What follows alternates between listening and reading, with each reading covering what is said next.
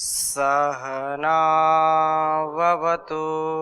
सहनौ भुनक्तु सह वीर्यं करवावहै तेजस्विनावधीतमस्तु मा विद्विषावहै। ओम शांति शांति शांति। वैदिक जीवन पद्धति की इस कक्षा में आप सबका हार्दिक स्वागत है, अभिनंदन है। प्राणायाम का महात्म्य हम यहाँ पर समझ रहे हैं, जान रहे हैं। जितना जितना हम इस विद्या को समझने का प्रयास कर रहे हैं, उतना उतना इसका गुणगान, इसकी महिमा और इस विद्या का क्या महत्व है वो हम समझ करके बहुत ही प्रसन्न और बहुत ही आत्मसंतोष, बहुत ही गौरव का अनुभव कर रहे हैं कि हमारे ऋषियों ने हमारे लिए ऐसी विद्या का विधान किया है, ऐसी विद्या का उपदेश किया है, निर्देश किया है, आदेश दिया है, संदेश दिया है, जिससे हम अपने जीवन को अच्छा बना सकते हैं। तो प्राणायाम का जो महात्म्य है अष्टांग योग में, उसके माध्यम से हमने पिछली कक्षाओं में भी चर्चा की थी। कई श्लोक और कई मंत्र हमने देखे, उपनिषद की भी उसमें चर्चा आई। निश्चित रूप से जब तक हम इस विद्या को अपने व्यवहार में नहीं उतारेंगे, अपने आचरण में नहीं उतारेंगे, तब तक तो केवल सुनने मात्र से इतना लाभ होने वाला नहीं है। हम जैसा सुनते हैं, जैसा विचार करते हैं और वैसा हम जब करने लग जाते हैं तो निश्चित रूप से यह हमारे लिए वरदान सिद्ध हो जाता है। हमारा स्वभाव बहुत उन्नत हो जाता है, बहुत हम आनंद को प्राप्त हो जाते हैं। तो पिछली कक्षाओं में थोड़ी सी चर्चा उपनिषदों के प्रसंग में कि प्राणायाम का कितना महत्व है, उसकी चर्चा हमने की थी। थोड़ी सी और चर्चा करेंगे और इसके बाद फिर अथर्ववेद के प्राण सूक्त का स्वाध्याय करेंगे, जिसमें प्राण की बड़ी महिमा गाई है। तो यहाँ पर हम देख सकते हैं कि अनेक ग्रंथों में जो प्राण का महात्म्य बताया है वो बहुत ही महनीय है, बहुत ही आत्मसात करने के योग्य है। ऋग्वेद में भी इस प्राण की बड़ी चर्चा की है और जो योग से संबंधित ग्रंथ हैं उनमें भी चर्चा तो की ही है। रामायण में और महाभारत में, आयुर्वेद ग्रंथों में बहुत ही इसका महत्व बताया है। हठ योग प्रदीपिका के भी बहुत सारे उदाहरण हमने दिए थे पिछली कक्षाओं में। विशेष बात कही कि प्राणायामेन युक्तेन सर्व रोग क्षयो भवेत्, अयुक्ताभ्यास योगेन सर्व रोगस्य संभवा। कि प्राणायाम यदि ठीक से करेंगे तो रोगों का शमन होगा, और यदि कहीं पर चूक होगी, कहीं पर कोई बाधा होगी, ठीक नहीं कर पाएंगे तो रोग इससे संभव हो सकते हैं। प्राणायाम उपासना का फल क्या है? तो बहुत ही इसका गुणगान किया है। प्राण बलिहृतस्तुभ्यं सर्वा प्रजा इमाः, यथा प्राण बलिहृतुभ्यं सर्वा प्रजा इमाः, इवा तस्मै बलिम हरान्यस्त्वाम शृण्वत सुश्रवः। अर्थात हे प्राण, जैसे इमाः सर्वाः प्रजाः, ये सब प्रजाएं तुभ्यम तेरे लिए बलिहृतः, बलि कर देने वाली होती हैं, अर्थात बलि अर्थात कर देने वाली होती हैं। एवं उसी प्रकार से जो उत्तम श्रोता है, यह त्वाश्रृणवत्, तुझको सुनता है, तस्मै बलिमहरान, उसके लिए कर को देता है। अर्थात प्राण का अर्थ जो जीव साधन, आत्मा जब शरीर में आता है तब उसके साथ प्राण भी वहां डेरा जो है आ लगाते हैं। प्राण के अंदर आने और बाहर जाने से शरीर में आत्मसत्ता का बोध होता है। आत्मा शरीर को छोड़ करके चला जाए तो प्राण भी शरीर में नहीं रहते, क्योंकि आत्मा नहीं है तो प्राण भी नहीं रहेंगे।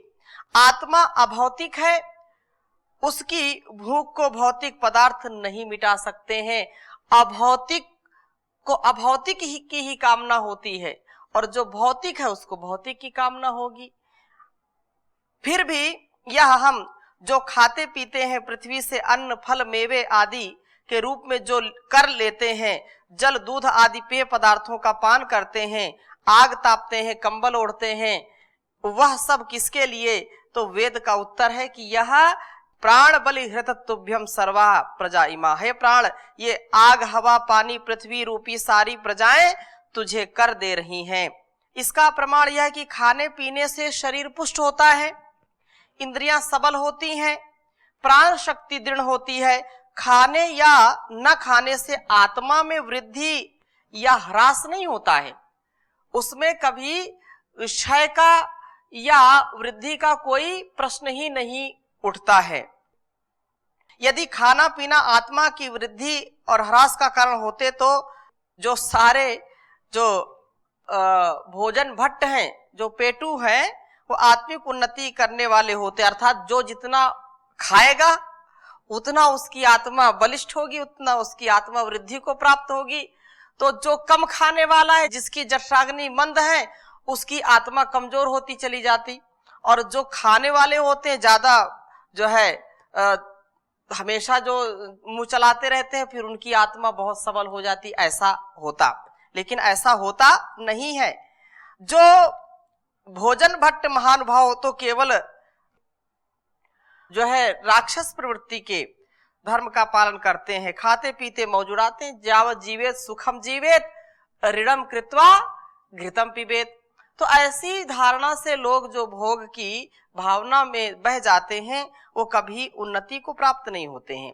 इसलिए खाना पीना वास्तव में प्राण के लिए है। प्राण वायु और पेट की अग्नि मिलकर के शरीरस्थ धातुओं को पुष्ट करते हैं। धातुओं को जब क्षीण करते हैं, जब जो पेट की अग्नि जब मंद हो जाती है, उस समय भूख नहीं लगती है और बहुत कठिनाइयों का सामना करना पड़ता है।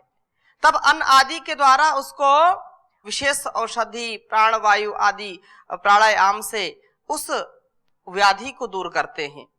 इस प्रकार जब वे शरीरस्थ जल तत्व को सुखाते हैं, तब प्यास लगती है, उसे मिटाने के लिए पानी का सेवन करना होता है। यदि पिपासा है तो पानी, और क्षुधा है तो भोजन की आवश्यकता होती है। भोजन और अन्न पान प्राण के प्रति कर प्रदान करते हैं, अर्थात प्राण को पुष्ट करते हैं। किंतु प्राण का कार्य केवल अन्न पान लेना और उसे जीर्ण करना और फिर उसके लिए अपेक्षा करना ही नहीं है। भोजन और पान के समय यदि सूक्ष्मता से निरीक्षण करे तो प्राण रुक जाता है, श्वास की नली बंद हो जाती है। उस समय यदि श्वास की नली खुली रह जाए तो अन्न या जल श्वास की नली में चला जाता है। जब भोजन हम ग्रहण करते हैं तो उस समय हम फिर जो है विशेष रूप से बात नहीं करते, और बात करेंगे तो जो है प्राण इधर उधर आएगा जाएगा, तो उससे बाधा होती है। भोजन जो है कहते अटक गया गले में, पानी पिलाओ, अनेक प्रकार से अवरुद्ध हो जाता है। उस समय यदि श्वास की नली खुली रह जाए तो अन्न या जल श्वास की नली में चला जाता है और बहुत बेचैनी हो जाती है। अन्न या जल बाहर ना हो जाए तब तक फिर परेशानी ही रहती है। इससे सिद्ध होता है कि यहाँ जहाँ जीवन प्राण के आश्रय से है, वहां जीवन के लिए प्राण निरोध की अत्यंत आवश्यक है। यदि प्राण की क्रिया ना रुके तो प्राण बलि नहीं ले सकता, अर्थात ये जो बलि का मतलब जो हम लेते हैं, जो ग्रहण करते हैं, जो कर के रूप में, अन्न जल के रूप में, इसको बलि कहा। लोग बोलते बलि का बकरा बन गया। वो जो बलि है वो बलि प्रथा दूसरी है, लेकिन यहां पर जो बात कही है वो विशेष है। ये अथर्ववेद में कहा एवा तस्मै बलिम हरान्यस्त्वा शृण्वता सुश्रवः। तो ये विशेष बात है। नीचे यदि प्राण की प्रक्रिया जो है न रुके तो प्राण बलि नहीं ले सकता है। नीचे से भार आदि उठाते समय भी प्राण अगत्या रोकने पड़ते हैं। यहाँ पर प्राण को स्थिर करने की बात है। प्राण हमारा जब स्थिर नहीं होगा, चंचल होगा, तो भोजन भी हम नहीं कर सकते, पानी भी नहीं पी सकते। आप गहरे श्वास लेते रहें और पानी भी तुरंत गटागट पीते रहे, ऐसा होता नहीं है। आप भोजन भी कर रहे हैं और श्वास प्रश्वास तेजी से ले रहे हैं, कर रहे हैं या बातचीत कर रहे हैं, ऐसा होता नहीं है। जब भार उठाते हैं तो भी क्या करते हैं, वहां पर प्राणों को स्थिर करते हैं, गहरी श्वासों को भर करके उस भार को उठा लेते हैं। और यदि श्वास हमारी लगातार चलती रहे तो भार उठाने में हम सक्षम नहीं होते हैं। अनुभव आप स्वयं करते हैं।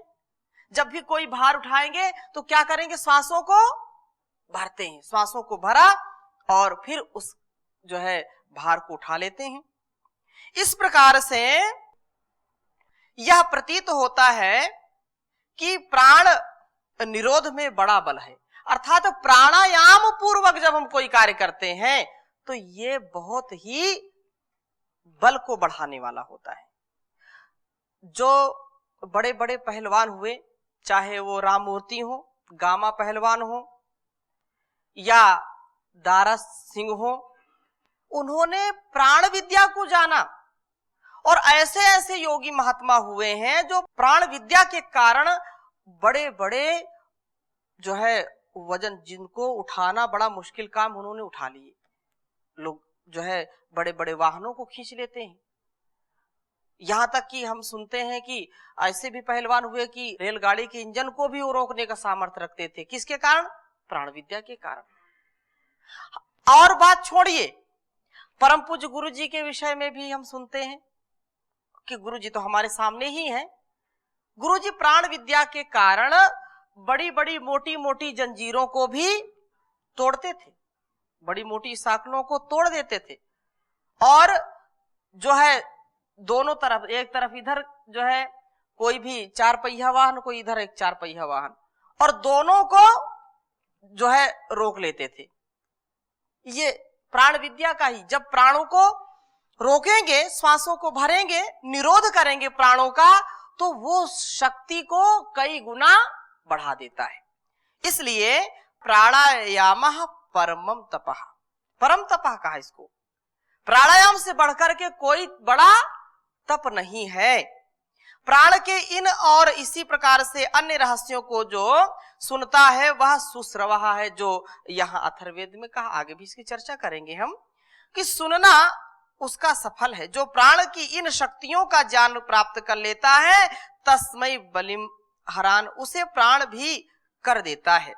वह कर वही दिया करते हैं जो किसी के अधीन होते हैं, अर्थात ज्ञान प्राप्त करके जो उसके अनुसार अनुष्ठान करते हैं, प्राण उसके अधीन हो जाता है। अतः प्राण को वश में करने के लिए प्राणायाम का अभ्यास परम आवश्यक है। और प्राण वश करते हुए भी धौंकने की भांति प्राण का संचालन करना होता है। इसलिए महर्षि मनु भी लिखते हैं कि प्राणायामैर दहे दोषान, पीछे हमने चर्चा की थी, प्राणायाम ही, प्राणायाम के द्वारा दहे दोषान, दोषों का दहन करना चाहिए, दोषों को नष्ट करना चाहिए। प्राणायाम के द्वारा शारीरिक और मानसिक दोष दूर होने चाहिए, उनको करना ही चाहिए। और इसी प्रकार से कहा कि ये ऋग्वेद में आया, यदा गच्छत्य सुनीति मेता मथा देवानाम वशनीर्भवाति। ये इसको आप लिख लीजिए, बहुत अच्छा है। ये ऋग्वेद के 10वें मंडल का मंत्र है और कहा कि यदा गच्छत्य सुनीतमेता मथा,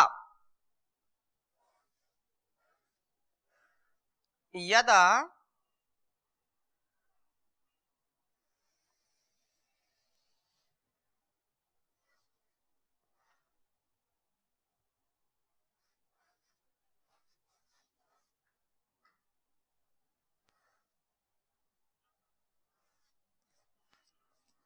गच्छत्य सुनीतिमेता मथा,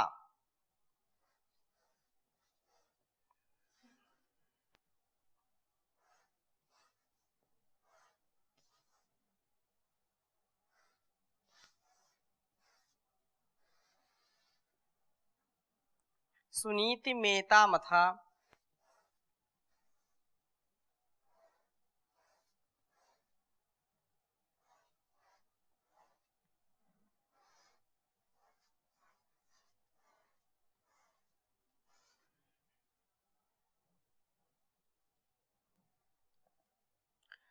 देवानां वसनिर्भवाति,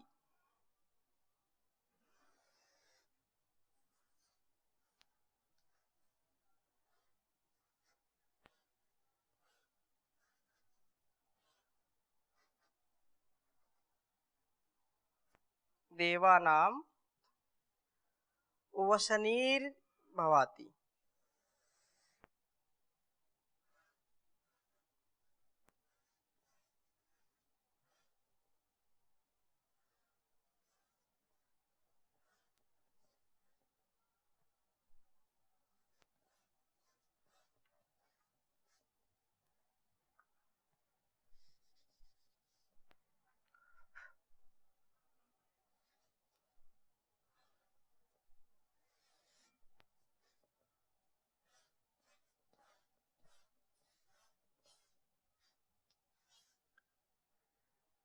उच्चारण करेंगे, यदा गच्छत्य सुनीतिमेता मथा देवानां वसनिर्भवाति। वैदिक प्रयोग है। तो कहा कि यह जो यदा, जब साधक इस असुनीति प्राण चालन विद्या को प्राप्त कर लेता है, तब वह इंद्रियों का वश करता हो जाता है। जब प्राण विद्या को साध लेता है तो वह व्यक्ति अपने इंद्रियों को साधने का वशी करता हो जाता है, वश में करने वाला हो जाता है। इंद्रियों को वश में करना है तो प्राण को वश में करो। बहुत गहरा अभिप्राय है। इंद्रियां मन के अधीन हैं और मन बहुत चंचल है, जविष्ठ है, क्योंकि आपने उपनिषद में पढ़ा है, ये जो मन है सबसे ज्यादा गति वाला है, वायु से भी ज्यादा इसकी गति है। इसलिए बहुत हमको आवश्यकता है प्राणायाम करने की, प्राण विद्या को जानने की, सीखने की, जिससे हमारा कल्याण हो सके। तो सबसे अधिक वेगवान है ये, जिधर वह जाता है इंद्रियां भी उधर ही चली जाती। मन जिधर गया इंद्रियां भी उसके पीछे पीछे जाती हैं। और यदि मन स्थिर है तो इंद्रियों का सामर्थ्य नहीं है कि वहां जाएं। उदाहरण के लिए आप देखते होंगे, कई बार हमारे साथ भी ऐसी घटनाएं घटती हैं कि मन हमारा कहीं दूसरे स्थान पर गया हुआ है और हमारी आंखें खुली हैं, सामने से कौन गया कौन आया हम ध्यान नहीं दे पाते। कोई पूछता अमुक व्यक्ति इधर से गया, आपने देखा? आंखें खुली हैं, लेकिन हम क्या कहते हैं, अरे मैं तो ध्यान नहीं दिया। क्यों? क्योंकि मन वहां पर नहीं था। आंखें खुली हैं, इंद्रियां हमारी अपने कार्य में संलग्न है, लेकिन मन कहीं दूसरे स्थान पर है। प्रेजेंट बॉडी एब्सेंट माइंड, ऐसा कह देते हैं। तो इसलिए मन को नियंत्रण में करेंगे तो ये हमारी इंद्रियां भी नियंत्रित हो जाएंगी। और प्राण चालन विद्या से इंद्रियों को वश में करने के का जो है अर्थ यही है कि इंद्रिय अधिष्ठाता जो मन है, इंद्रियों का जो स्वामी है, इंद्रिय अधिष्ठाता मन को भी वश में करना है। यह अवस्था योग है और इसी को जो है बहुत ही उत्तम रीति से ये कठोपनिषद का जो है वचन आता है, यदा पंचवतिष्ठन्ते जानानि मनसा सह बुद्धिश्चा न विचेष्टति तमाहु परमाम गतिम ताम योगमिति मन्यन्ते स्थिराम इंद्रिय धारणाम। बहुत उत्तम बात कही कि यदा पंचवतिष्ठन्ते जानानि मनसा सह, जब मन के साथ पांचों इंद्रियां रुक जाती हैं, इंद्रियां मन के साथ जब स्थिर हो जाती हैं, मन जब स्थिर हुआ तो जैसे मैंने उदाहरण दिया कि मन यदि स्थिर है तो कान खुले होने पर भी बाहर की आवाज होते हुए भी सुनाई नहीं पड़ती, दृश्य सामने होते हुए भी दिखाई कुछ नहीं पड़ता। जो इसका तात्पर्य ऐसा नहीं कि वो बेहोश हो गया या उसका मन नहीं काम कर रहा, लेकिन वहां पर एकाग्रता हो गई, एकाग्र हो गया, मन जैसे स्थिर हो गया, मन अपने आप में ठहर गया तो इंद्रियां भी अपने आप ठहर जाती हैं, उनकी चंचलता दूर हो जाती है। इसलिए कहा कि यदा पंचावतिष्ठन्ते जानानि मनसा सह, कि जब मन के साथ पांचों ज्ञानेंद्रियां रुक जाती हैं और बुद्धि भी निश्चल हो जाती है, बुद्धिश्चा न विचेष्टति, बुद्धि भी स्थिर हो जाती, स्थिर मति वाला व्यक्ति हो जाता है। उस अवस्था को क्या कहते हैं? तमाहु परमाम गतिम। उस स्थिति को, उस दशा को परमाम गति कहते हैं, परम गति कहते हैं। इंद्रियों की उस स्थिर धारणा को योग मानते हैं। यही योग है, यही योग है। और इंद्रियां वश में करनी हो, अर्थात इंद्रियों के यथा योग्य उपयोग यदि इंद्रियों से लेना हो तो प्राणायाम का अभ्यास परम आवश्यक है। अर्थात इंद्रियों से यथा योग उपयोग लेना हो तो प्राणायाम का अभ्यास कर बुद्धि पर से अज्ञान का पर्दा हटा सकते हैं, और कोई उपाय नहीं है। उसका नाश होता है, अंधकार का नाश होगा, अविद्या का नाश होगा, अज्ञान का नाश होगा और उज्जवल विमल धवल ज्ञान का प्रकाश होगा। यही प्राणायाम से हमारा जीवन शुद्ध होता है, और जो शुद्ध हुआ वही बुद्ध हुआ। जीवन की हमारी शुद्धता इससे बढ़ेगी और प्राणायाम से सिद्धि को प्राप्त करना चाहिए।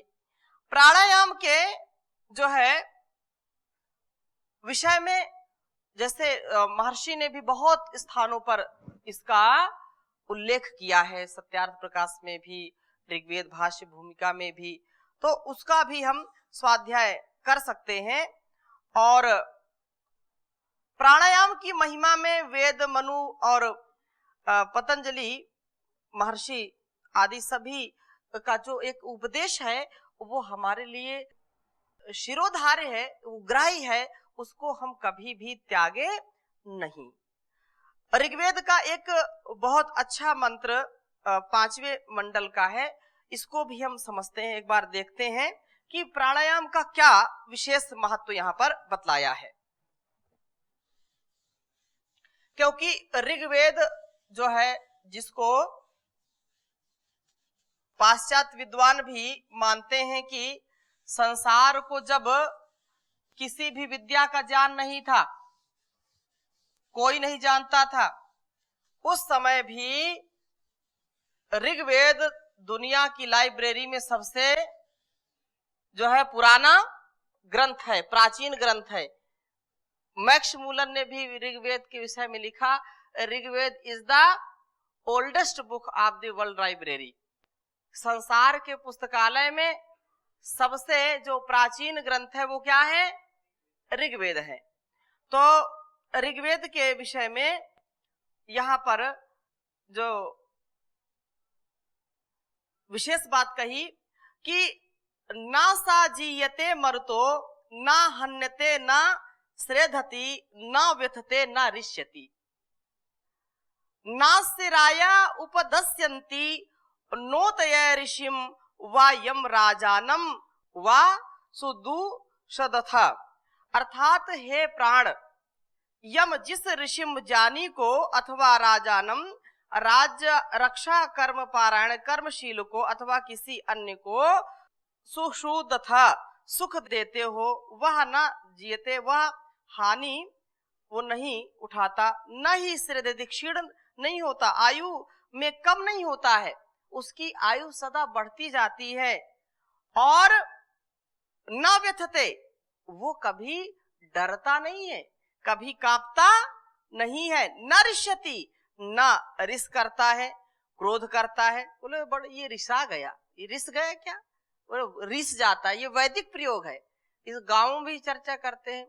ये बहुत जल्दी रिसा जाता है, रिस जाता है, तो वेद का ये प्रयोग है रिस। तो रिस अर्थात वो रिस नहीं करता है, अर्थात क्रोध नहीं करता है।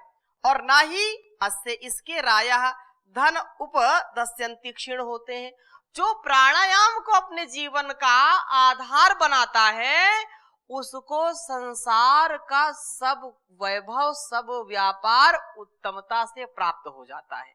ये एक सार की बात है कि उसको कोई भी किसी भी प्रकार का अभाव नहीं होता है। ऊतयः प्रीतियां रक्षाएं तथा व्यवहार जो है उसके कभी न नष्ट नहीं होते हैं, वो प्रीति उसकी सदा दूसरों से बढ़ती जाती है।